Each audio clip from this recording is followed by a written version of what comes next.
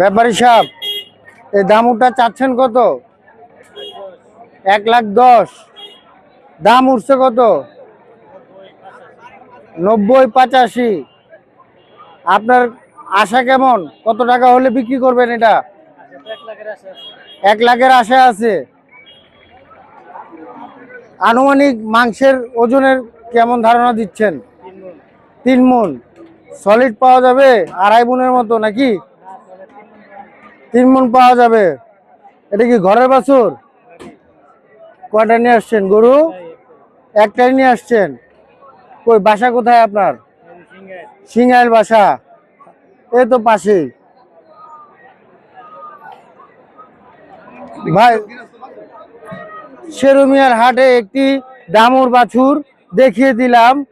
উনি ব্যাপারী সাহেব 1,10,000 চেয়েছেন, কিন্তু